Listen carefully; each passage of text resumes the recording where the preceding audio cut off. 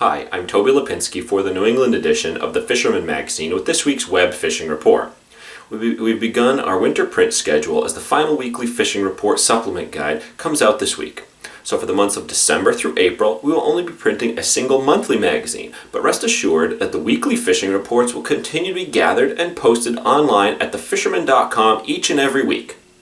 Speaking of issues, the December issue will feature an excellent fishing gear buyer's guide that is to my fellow fishermen what the Toys R Us holiday catalog is to my son. Look forward to that. It should be coming out the first week of December. New at thefisherman.com this week is a little video that I shot at Boats Incorporated last week in Niantic, Connecticut, which discusses the benefits of getting your boat properly winterized before storing it for the winter. So go give it a look. I'm sure it's going to help everyone out that's got a boat this winter. Moving on to the reports, we're going to start as always in Connecticut, where Bobby J's reports some decent bass being caught in and around the Hoosier right now from the mouth of the river on up to the dam. Now there's no one spot that's really holding any more or better fish than the next, so you really got to spread out and work the different spots along the river, and I'm sure you're going to find some bass. They also have had some excellent black fishing going on around Milford, really everywhere in Long Island Sound right now, and they weighed in at least one fish over 10 pounds this past week.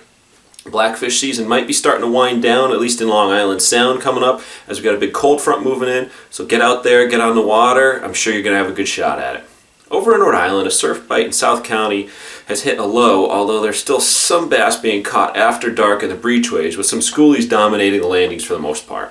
On the boat side of things, Snug Harbor Marina reports a very good tog and sea bass bite still taking place off of Newport, as well as off the east side of Block Island.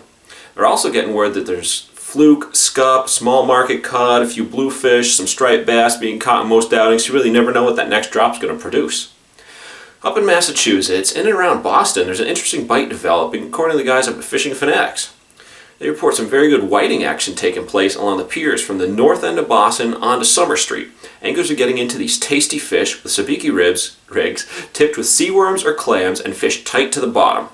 There's also word that the annual fall smelt runs have begun. It's just starting to kick into gear, so really right now we're only getting reports around Winthrop Harbor and Hull, but it's always good word when those smelt are starting to move through. That's another tasty fall treat. So there you have it. That's this week's fishing report. I'm Toby Lapinski for the New England edition of the Fisherman magazine, wishing you tight lines on the water.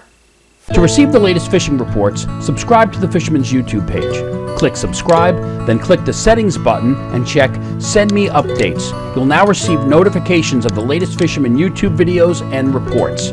If you're already a subscriber, make sure you've checked Send Me Updates in the settings so you receive the latest notifications.